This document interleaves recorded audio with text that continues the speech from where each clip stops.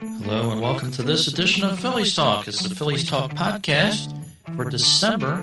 Hello everyone. Welcome to one of the longest running independent Phillies podcasts on the internet. And on this edition, we're going to be talking a whole lot about the NL East for 2017, some things that interests in that division, of course, and I'll be joined by my good friend and co-host of the Baseball Talk radio show, Gary Mack, as he had me on his independent show for the New York Mets called Mets Musings just the other day. And thanks to Bo there from YouTube for the intro music for today's show.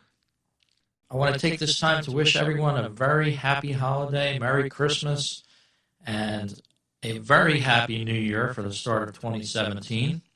And we led in this broadcast with little holiday bells, and wow, I really love the sound of holiday bells. As you get into the holiday season, you get the cold weather out there, some smell of fireplaces burning, maybe some chestnuts roasting, depending on where you live, things like that. Just really makes the holiday season complete. Well, looking back at what the Phillies done for the winter meetings in 2016 here, just wrapped up a couple of days ago, as I'm doing this podcast in mid-December.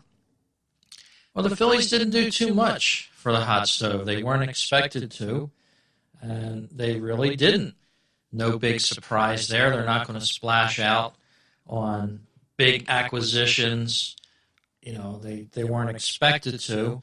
And there was a team that did. They picked up a guy off of the Washington Nationals for no apparent reason out in Colorado, gave him a 5-year contract, and all the press could write about is why. So I guess the Phillies didn't want to end up like that. You know, they're not really a team that's supposed to be in contention by any means for 2017. And of course, that player was referring to is Ian Desmond, who was an important part of that Washington Nationals team. But maybe the Colorado Rockies have a different type of mantra out there. Start with a guy that might be able to give you a spark and build from there maybe. Maybe he'll inspire some greater play from that team. And Colorado Rockies are very much like the Phillies. They're sort of a mirror type of team. Haven't really done much over the past few years, as have the Phillies, constantly seeming like they're in a rebuild mode, but maybe something like this is going to spark a little more attention out there in Colorado, and that one addition of one player could really do that. The Phillies chose to play it very safely for 2017. They do have a young team that is still gelling together, learning to play this game of baseball. It's kind of silly to say that when they're in their mid-20s, and you would assume they already know the game of baseball, but they're continually learning. And that's what I think the Phillies have this year to do. They have to see if this young group is going to gel together and going to pick one another up and rally around one another and, find some offense for this team, because that's what they desperately needed last year. They never did find it. They were mired at the bottom of the league just about all year for batting average, runs scored, things like that. Things that win you ball games. Got to score more runs than the other guy, that's for sure. Well, that's the talk from general management anyway. They want to give this team, this younger team, another try for 2017, and some have described it as a sink or swim type of season for some of these players, and I hate to look at it in those terms. The Phillies used to bring a guy up, and they'd have some stronger players in other positions, so it wouldn't be immediate that they needed a player to pick it up and not necessarily carry the team, but contribute to the team in a big way. Now, all of a sudden, for 2017, it seems like this is your chance, either sink or swim. Depending on what you do this year is probably what the Phillies may be looking at for their next season already, and we're jumping ahead to 2018.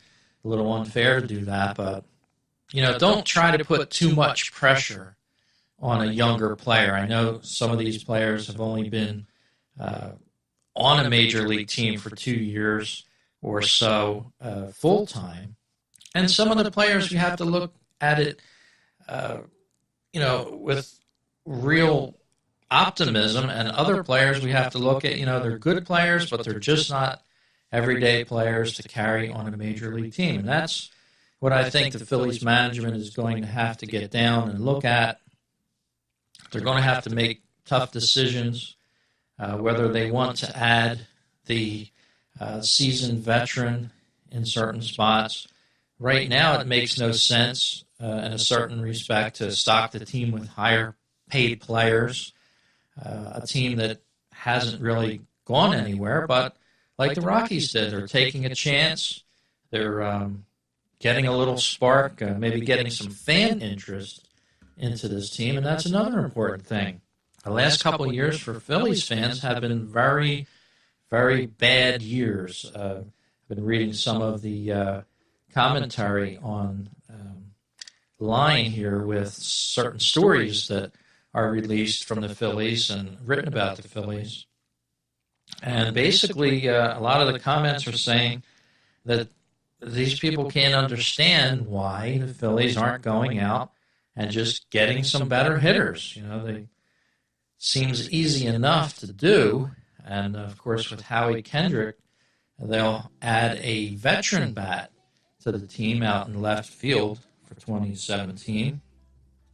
But maybe Howie Kendrick's time has come and gone. The Dodgers were all too happy to part with him, and certainly this is a one-year deal for him, so it's not like he's going to be hanging around Philadelphia for a long time. He is 33. He'll be 34 in mid-July. But maybe a guy like Howie Kendrick can spark the Phillies. He's not, that big of a major league star. Take a look at some of his numbers from last year. Batting average was .255. He had 96 strikeouts, 40 RBIs, and only 8 home runs, and that was in 146 games. So Kendrick not having a good year last year. Of course, he was with the Los Angeles Angels for many seasons, all through his 20s up until the age of 30, stayed with the Angels. And then they dealt him out to the LA Dodgers for 2 seasons, the last 2 years. And Kendrick is only a one-year All-Star player. He made the All-Star team back in 2011 with the Angels. That year, he had 63 RBIs and 18 home runs. So he did have a little power at some point in his career. That was his career high so far for home runs, 18 in a season. But other than that, he really has been a player that's been very much under the radar for the past several years. Not really inspiring too great of play. And, it's interesting. I had to look at what he's made to date. And a ball player like him is a $50 million ball player over his career. It's amazing that, a lot of these ball players anymore are making a great career with a lot of money, and they're really not all that good. It's kind of amazing. Well, I'm going to take a quick break. We're going to listen to some words from our sponsors, and I'd like to invite you guys out there to listen to the Phillies Talk podcast and check out BaseballTalkRadio.com. It's the home of great baseball radio talk shows, over about 35 right now in the network, all over the league and all over the world. You can listen to some Japanese baseball talk and different shows from all over the world. So check it out, BaseballTalkRadio.com. Hi, this is Farley and Mark from Baseball PhD. Thanks for listening to BaseballPodcast.net. Up next, another great episode of Phillies Talk Hi, this is Gary Matthews. You're listening to Fight Phillies Talk Podcast. Brewtown Sports is your source for Brewers news and notes. Join Mr. Brewtown as he keeps you up to date on all the happenings of your Milwaukee Brewers and Major League Baseball. Follow the show on Facebook and Twitter at Brewtown Sports. Listen 24/7 at BrewtownSports.podomatic.com. Hi, this is Gary Mack of Mets Musing, and you're listening to my good friend Rich Baxter on Phillies Talk, right here on BaseballTalkRadio.com, the home of great baseball talk shows.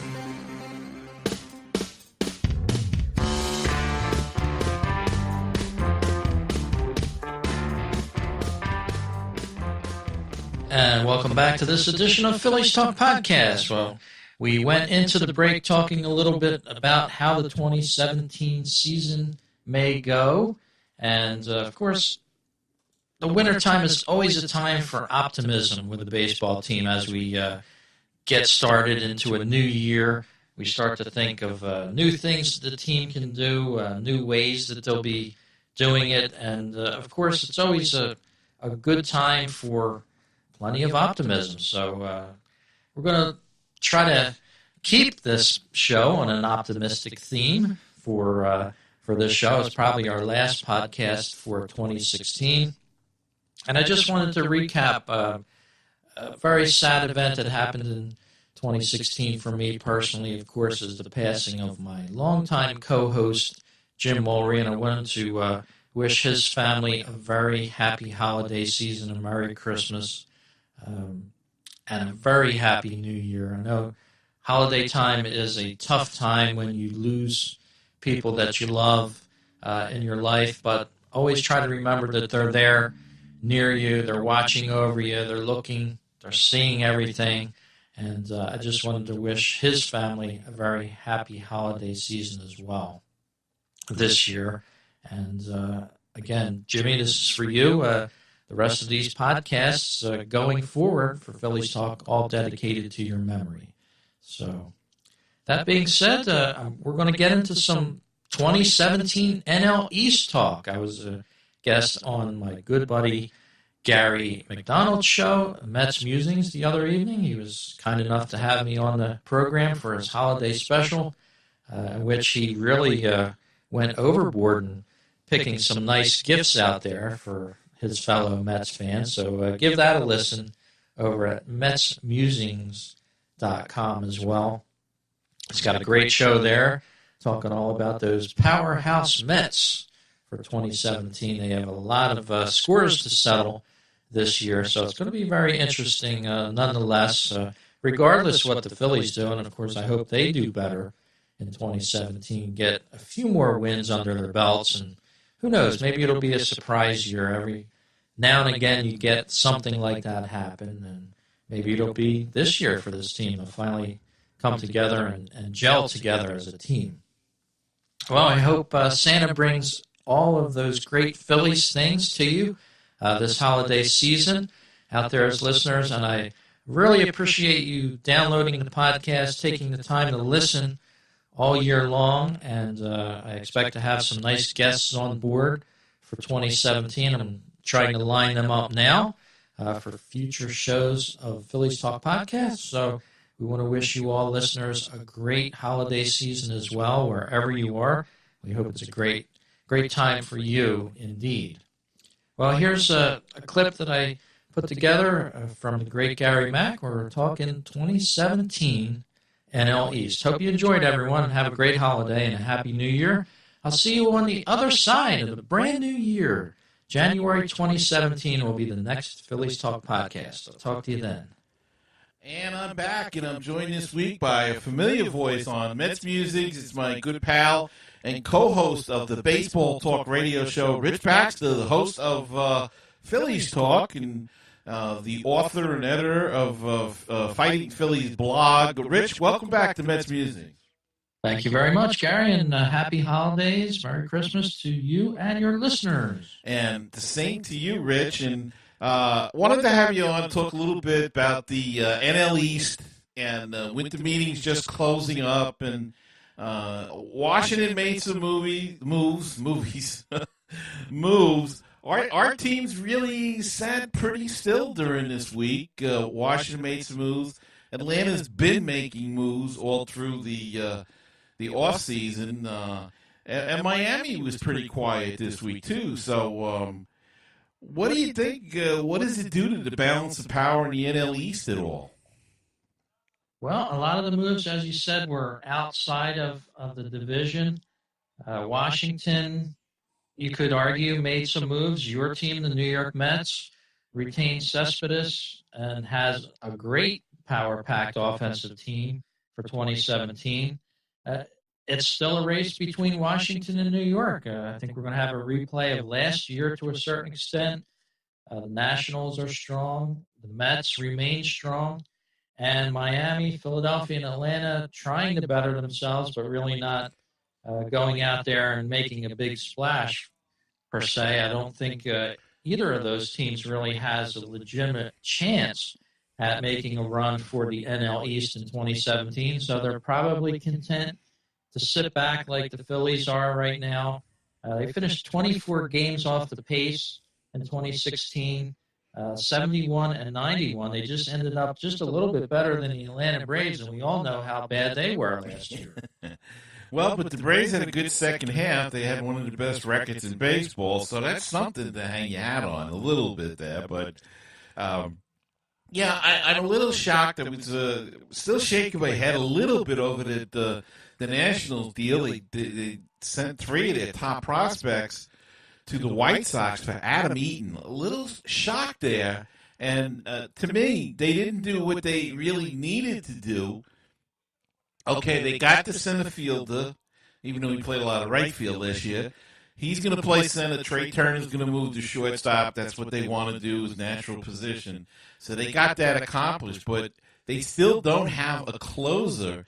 And the top closers now, the 3 of the top closers, are off the books. I mean, the only one remaining really is Kenley Jansen, and I don't know if they were even in on that one. It seems like the Dodgers and the Marlins are the 2 teams that are hot for Jansen.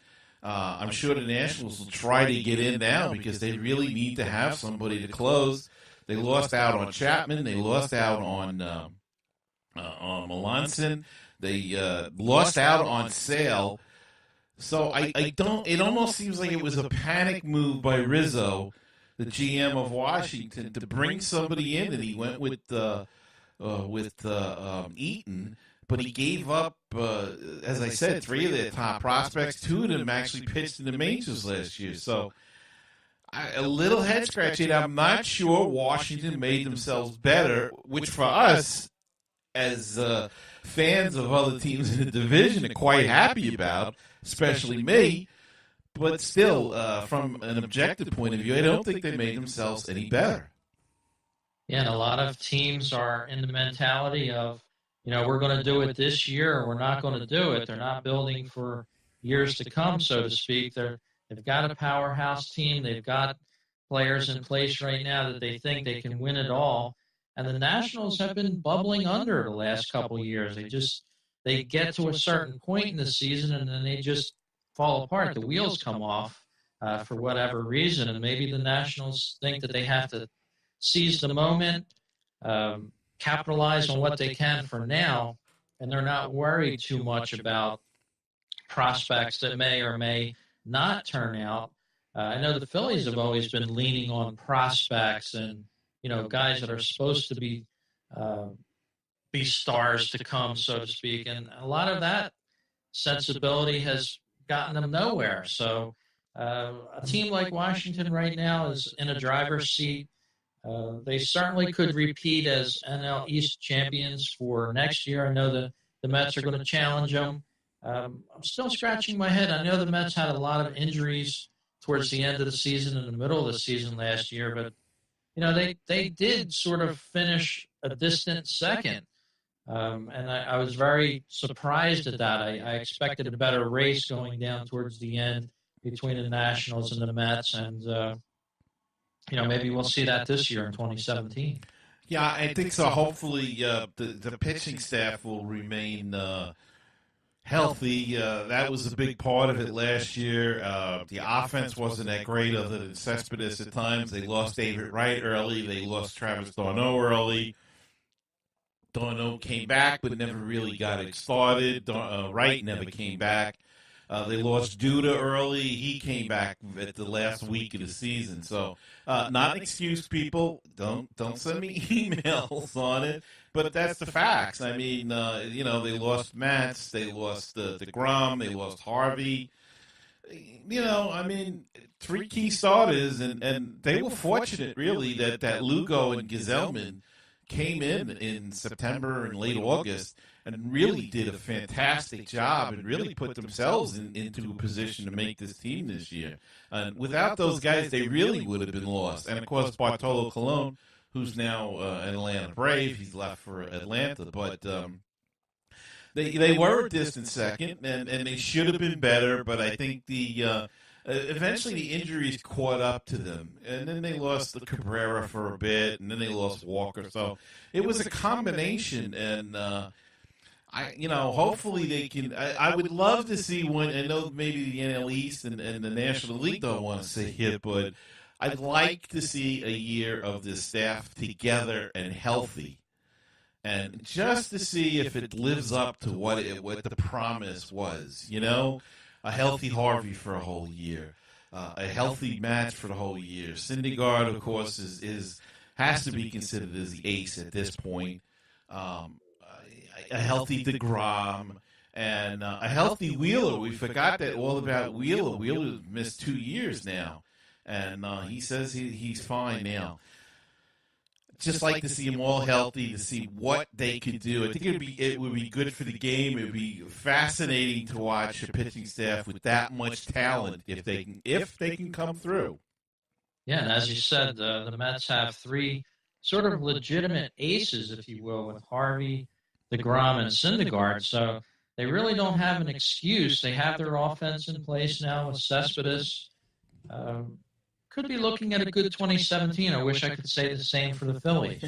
Well, the Phillies are young. They're very young. They got some good young players, though. They've got Franco at third base is very good, and they finally made the move to at first base and letting Howard go, and I think that's going to pay off for them in the long run. I think he was kind of a thorn in their side, maybe? Yeah, sort of. I mean, though he was very popular and he wasn't I don't think you would know better than I, but I don't recall any problems in the clubhouse with him at all. And so he wasn't a bad guy in the clubhouse or anything like that. But I just think they probably, when a guy gets that with that kind of contract, and he gets to be that age, and you're kind of torn in the middle. You're caught. Do you play him? Do you don't play him? We're paying him this money. He did all of these great things for us in the past. And, Joe Girardi had the problem the year before with Jeter. He was slumping a little. Do you keep him in a lineup? It's a tough – how do you sit down a guy like that? It's very difficult, and the Mets went through it in '73 with Willie Mays when he was struggling at that advanced age. So it's really a tough situation to be in. But I think they've made some concessions to that. I do like the Kendricks deal. I think that was a good deal for them. It gives them some veteran leadership. He played a decent left field last year. There's some talent left in him. So I think the Phillies may be a tad better this year. It all comes down to pitching. And that's what the name of the game is. Yes, it does. And the Phillies retained Jeremy Hellickson for a year. Went to qualifying offer with him, and he couldn't find a deal elsewhere. So he made the decision to stay with the Phillies. He's going to get $17.2 million to stay with them in 2017. And the Phillies are hoping, as you said, Gary, that young nucleus of players sort of starts to get a year older and grows with itself and gets better at the same time. As you said, Franco will be at third.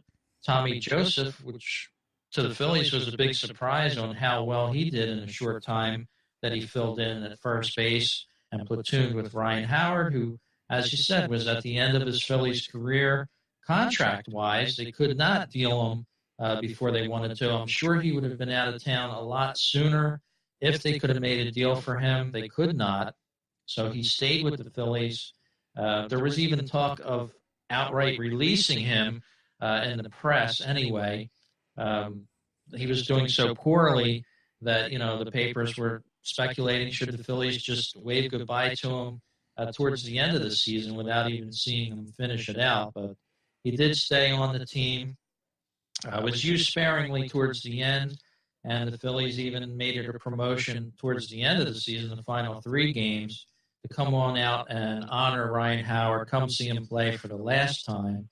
And, that was nice for the fans to be able to do that. But as you said, Howie Kendricks being added from the LA Dodgers, probably going to be in left field, joining Obadell Herrera out in center. And we're going to get a healthy Aaron Altair back. If you remember, he was going to be real good for the Phillies in 2016. He ended up with an injury and missed most of the season. So, maybe I've been a little negative on the blog over at fightingphillies.com in the last week or two about no real hot stove action for the Phillies. But, this team just, it gnaws at me that they finished so poorly in 2016 and seemed to be on an elevator going down, even though they had a lot of these guys that were younger and supposed to be getting better.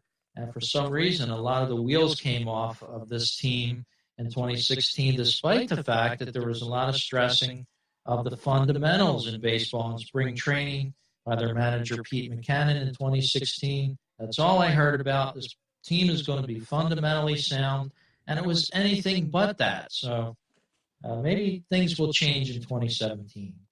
Well, you know what I say, Rich, they got a year's experience, and I said this about the Mets pitchers the year before. Those young guys, that DeGrom, Syndergaard, and all of them, they went to the World Series, they got that experience, they got that taste, they got through a playoff run and everything, and now it's 2 playoff runs that most of them had. And these new guys that came, Lugo and Gesellman, went through the playoff run last year in August and September, and you can't buy that. You can't teach that experience. They were able to absorb that and to see that and be in the middle of it, and sometimes that's all you need to really turn it around. So a little bit more seasoning, a little bit more, and sometimes they say, well, we'll put them down to AAA to get seasoning, but sometimes you can't do any more in AAA. And yet you still need a little seasoning, but it's got to happen at the major league level. And I think a lot of those young guys got that, and it gives them a chance to figure it out. The Phillies themselves, maybe, look, this guy's really not going to make it, so maybe we can move him, or this guy definitely, we didn't think he was going to make it. I mean, Herrera was really a long shot a couple of years ago with that Rule 5 draft, and he really proved to be pretty good. In fact, they were talking about possibly even moving him to get more pieces in because they felt he'd be in great demand this year. But I hope they keep him, keep it set, and just develop the young squad and try to add the pitchers when they can.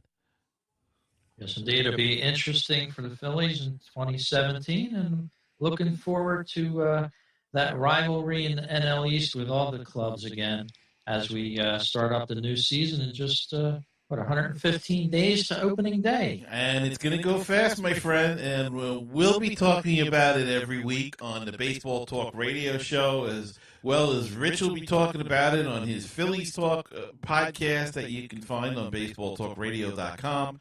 And, of course, Mets Musings, you know where to find this, MetsMusings.com, and you'll be getting it every week. Hopefully, we're going to take a couple of weeks off with the holidays coming up, but we're going to go as much as we can all winter, so you have baseball talk to fall back on, so you're not going to miss anything. Well, Rich, I want to thank you for taking a couple of minutes and coming on the show. We just got done with one show, and now we're doing another one together. So always great talking to you. Thanks for coming on. We'll talk during the season. Always a great time, Gary, and happy holidays to the listeners out there, Mets Musings and Phillies Talk Podcast as well. Hello and welcome to this edition of Phillies Talk. It's the Phillies Talk podcast for December. Hello everyone, welcome to one of the longest running independent Phillies podcasts on the internet. And on this edition, we're going to be talking a whole lot about the NL East for 2017, some things that interests in that division, of course, and I'll be joined by my good friend and co-host of the Baseball Talk radio show, Gary Mack, as he had me on his independent show for the New York Mets called Mets Musings just the other day. And thanks to Bo there from YouTube for the intro music for today's show.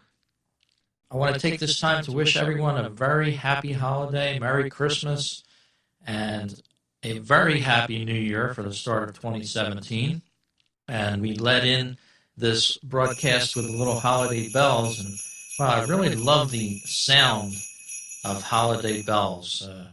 As you get into the holiday season, you get the cold weather out there, some smell of fireplaces burning, maybe some chestnuts roasting, depending on where you live, things like that. Just really makes the holiday season complete. Well, looking back at what the Phillies done for the winter meetings in 2016 here, just wrapped up